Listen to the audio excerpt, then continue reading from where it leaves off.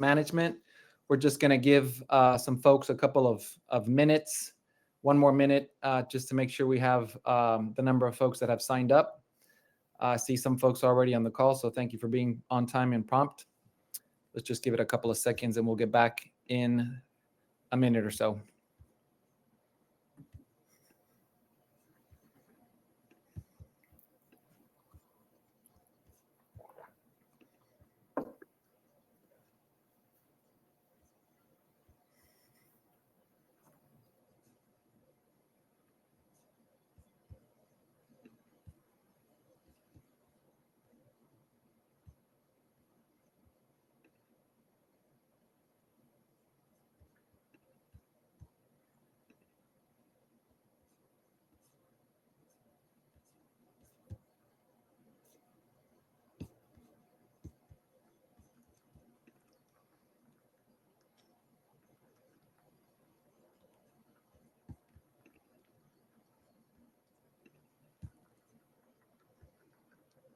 All right, I think we can get started. I'll turn it over to you, Jeff.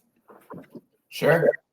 I'll introduce myself and Griffin, and we'll get underway here. So again, thank you all for being here today. But we keep these very short. This is part of, and we'll speak about this just in another few slides. But this is a part of a series that we're doing, and the intent is for them to be kind of down and dirty, very quick. So including Q&A, we'll wrap up under 30 minutes here today.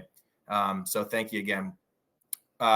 Real quick. So Griffin Safety and Risk is a DSP specific risk management consulting program and agency. We work exclusively with DSPs to address all the areas of risk management and helping them be as profitable and as sustainable as possible in mitigating in losses.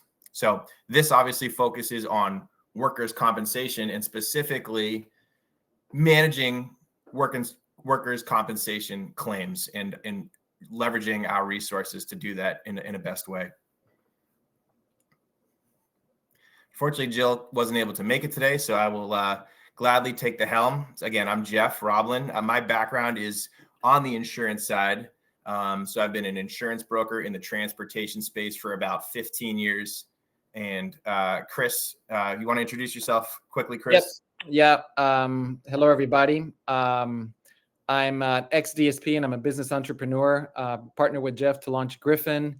Just as a point of inflection here, I wish I knew what I knew today back when I launched in 2020. And one of the main reasons that I am no longer a DSP is because my claims contributed to unsustainable insurance costs. So I hope that by our experience, you can learn something today or augment your current knowledge of how important it is to follow a claim in workers' compensation from beginning to end, because you don't want it to linger. And then we'll get back to any questions you might have after the call. And Jill, unfortunately, she got hit with a little cold that developed into more of a, she can't really speak. So we're taking the helm and we'll go from there. Okay, just to set the stage again, intro to workers' comp. What is workers' comp, right? It gives compensation to a worker for injuries, for illnesses, for accidental death that result from the course of employment. The parts to workers' comp are, of course, medical expenses, any medical expenses incurred from that incident, any lost wages, so time that they're out, they're being paid. And that's part of a workers' comp claim, any rehabilitation, physical therapy, things like that. And employer liability, if you are sued for negligence that resulted in an employee injury, that's also included. Workers' compensation, much more so than other lines of coverage, is very much statutory in nature. So it complies with all your state and federal regulations.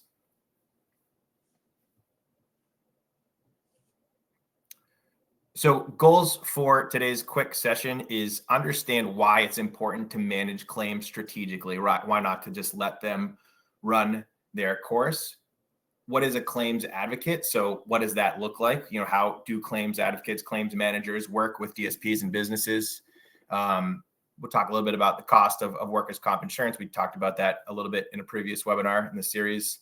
And, really something that we want to shed more light on is claims reserves and why they're so critical, and just explaining that a little bit. So that's what we'll cover today. So Stevenson and Brook is our partnering claims management vendor.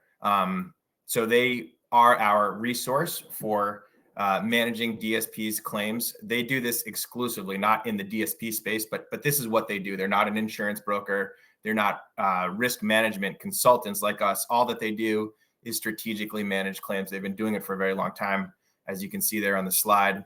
The current team is Jill, who again isn't able to make it today. I'm part of this team as well. There's a few other men and women. So it's about 4 or 5 folks that are working with our DSPs and really getting their hands dirty and getting involved in building relationships with our members. And that's what our Griffin partnership is. Again, I explained that, I think. So really what we're doing is we're being advocates, we're being business partners, specifically in the workers' comp domain with this partnership with Stevenson and Brook. Okay, so what is a claims advocate? Without going into the bullet points yet, really I just sum it up as being an outsourced claims management department. Obviously, very large Fortune 500 companies have entire departments dedicated to this, and you're kind of taking that philosophy and that strategy on a micro level and applying it to DSP businesses.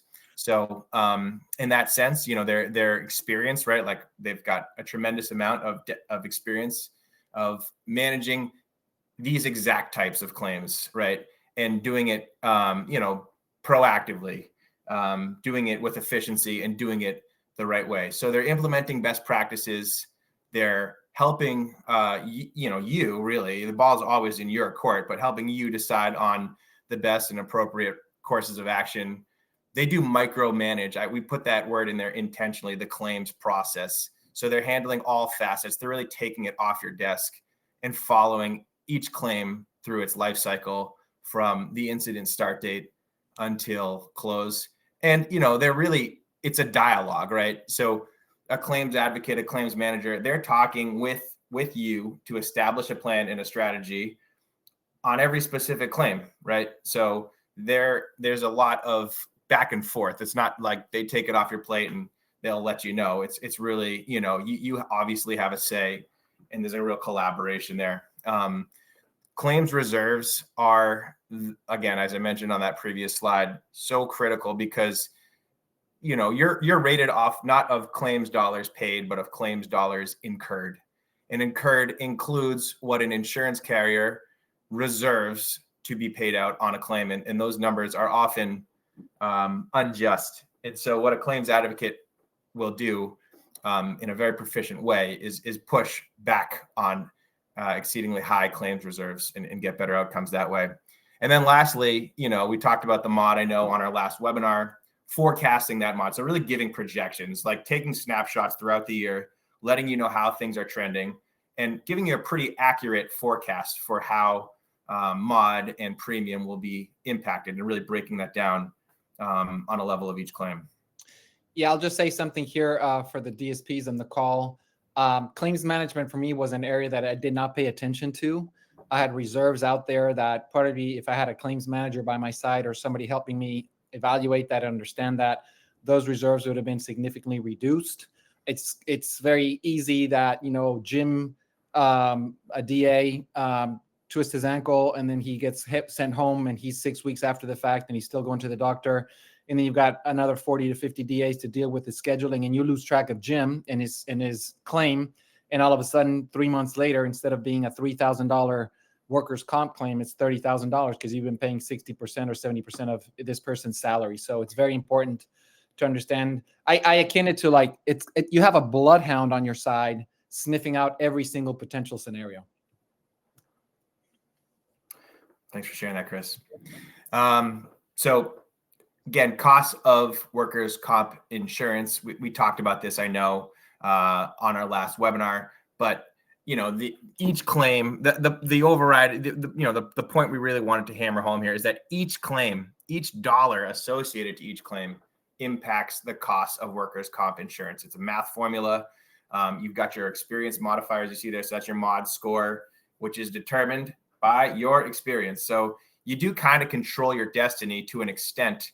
And it kind of depends a little bit with what state you're in, but But, you know, what we're trying, the point we're trying to get across here is that your cost of workers' comp insurance is directly tied to your claims outcomes. And to have the best possible claims outcomes, we feel it's critical to have a partner who's managing them on a full-time basis.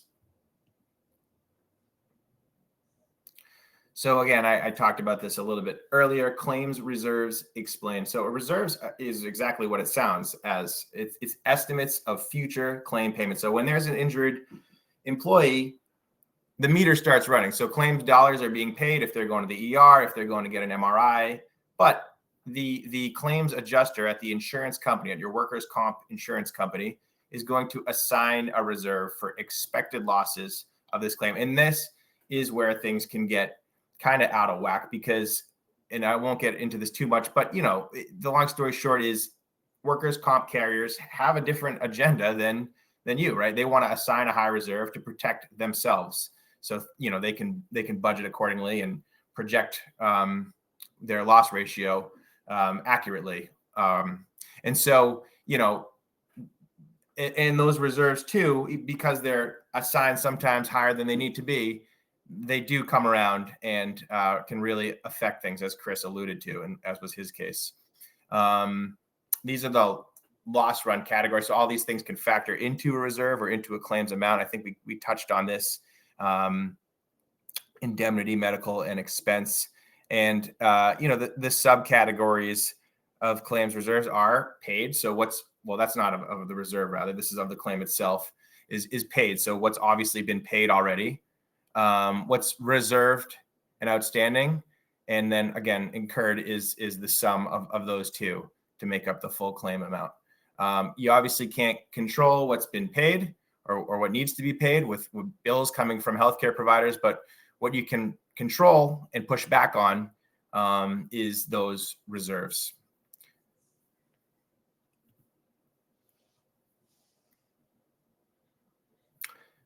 Right. So again, lower claims reserves lead to lower incurred losses, right? Your claims, total incurred claims will be lower as a result of lower claims reserves. That leads to a lower experience mod, a lower mod score. And that is what determines your workers' comp premium. So that's kind of, you see the flow chart there of why just managing the reserves on one or two or three larger claims can have a significant impact. And then, of course, when you compound that year to year, you know, it can have a very significant impact. Claims reserves are estimates of future claim payments. A lower reserve reduce the incurred losses, and lower incurred losses, as I said, lowers your mod score. So the key point here is at the bottom that accurate and timely claim management is critical to controlling those reserves.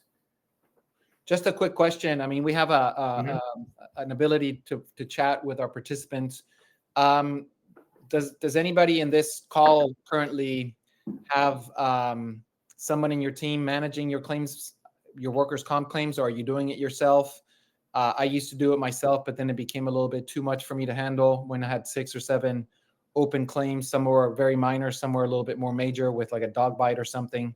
But I'm just curious, since we're running ahead of time, does anybody got it? So Bob is saying no, it's just him. Yeah, we can circle back with folks after this call. If I were to emphasize something for our participants today is workers' compensation. You know, the medical expenses on workers' comp are what they are, right? You know, one of our biggest assets is the talent that we employ and the talent that is delivering packages on our behalf every single day. If somebody's injured, it's our responsibility to take care of them. But what we can manage is the ability for that employee to come back to work. We have another webinar coming up in our series about return to work program. We'll send the link accordingly. But the most important part that I learned is you don't want that employee getting used to sitting at home, watching Netflix, and then collecting on the workers' comp salary side of things. The medical side, if they need to be taken care of, fine. But it's imperative that you bring that employee back to work so whatever reserves the insurance company has set forth are reduced tremendously. Just another snippet. And here we go, claims management. Yeah, that's right. You set the table, Chris. So this is really what it is that we do. This is we've kind of been talking conceptually about why these things are important, and here's how we address it strategically and proactively. Importance of claims management. So it benefits the injured worker, it benefits the employee. It gets them back to work as quickly as possible. It promotes morale and loyalty to the company. Because claims management isn't just about dealing with the insurance company. It's very much also just about, dealing with the situation, the interpersonal situation. So one thing that just to be clear, we do guide on this. We do not, speak and engage with individual employees, but we are a part of that process is encompass and engaging with our DSPs in a claims management process. So it also ensures regulatory compliance. Again, timely submissions of documents and state forms, avoiding fines and penalties, just doing things the right way.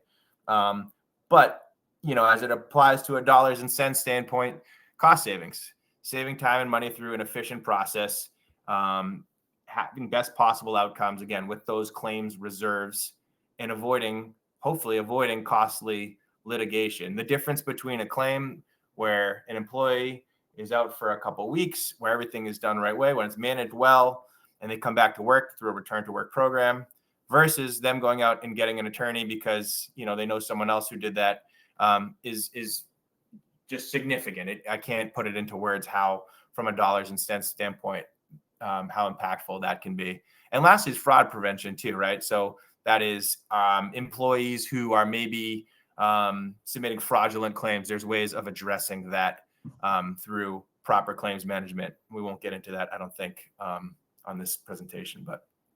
Yeah, the only thing I'll add there too is sometimes employees find a loophole, right? In the fraud prevention side that I learned is they find a loophole and they're comfortable sitting at home. You bring them back to, let's say, dispatch. I had an employee of mine that, was injured with his back. He went through treatment, was cleared to come back for light duty. We put him behind the desk to monitor dispatch and routes. And the employee decided that it was too stressful for him to manage the route. So dispatch wasn't a job for him. So then it became a little bit of contentious because he was able to come back to work for light duty, but he didn't want to. The other side of things is people might be sitting at home and still,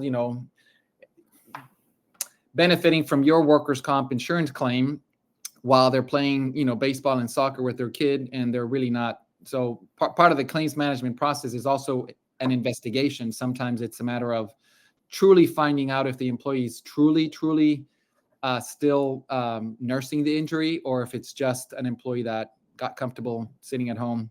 I know it sounds awful, but humans are humans, and we need to recognize that as DSPs, we are taking on the burden of the cost of that human being and that employee. So it's in our best interest to treat everybody fairly and honestly, but not everybody reciprocates the same way. Thanks, Chris.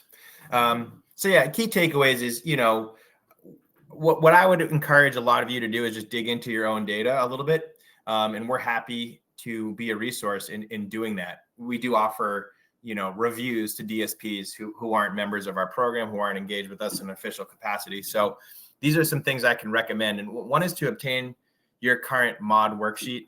And that might be hard for you to understand. That's why it would probably be helpful to speak with someone like ourselves or your insurance broker about that, just to understand what's going on underneath the hood a little bit.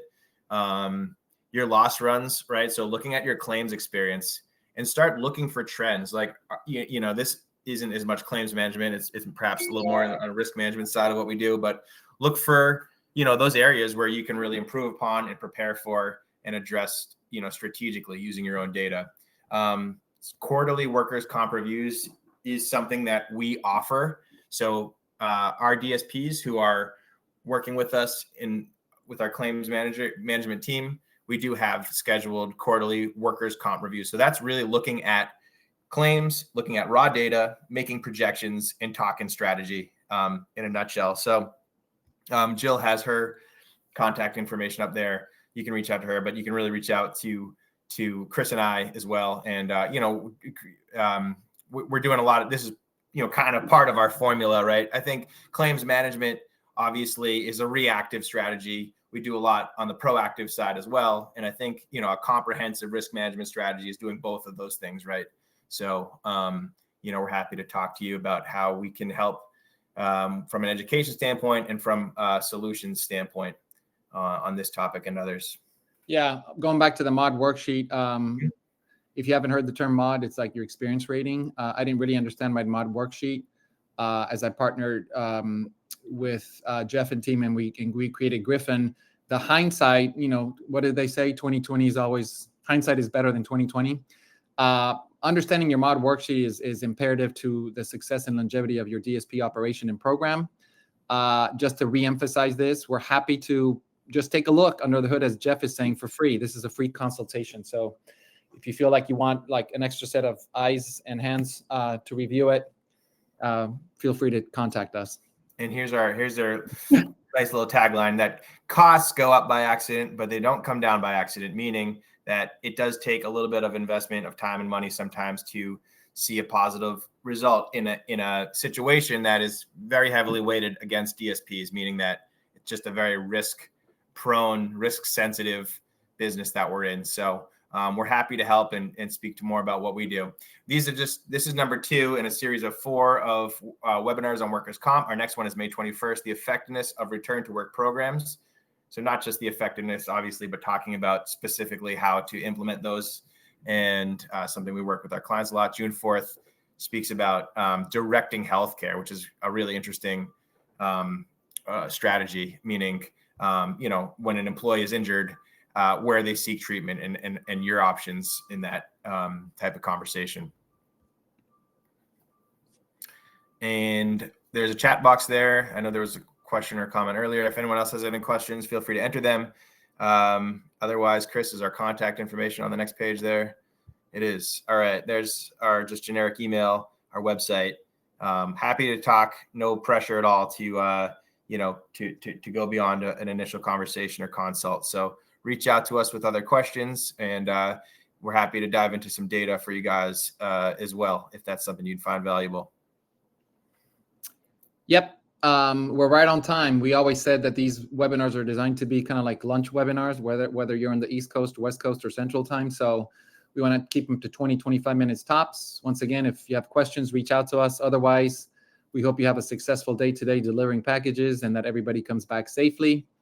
And we'll be in touch. Look out for some more of our emails. We'll be sending out the invites to the other 2 webinars in the upcoming weeks. Hopefully you can attend the 3rd and 4th webinar to kind of round up our mini series of workers' comp. And we'll continue to send out invites throughout the year on other important DSP topics. So thanks again for your time, and enjoy your Wednesday afternoon. Thank you. Take care. Bye-bye.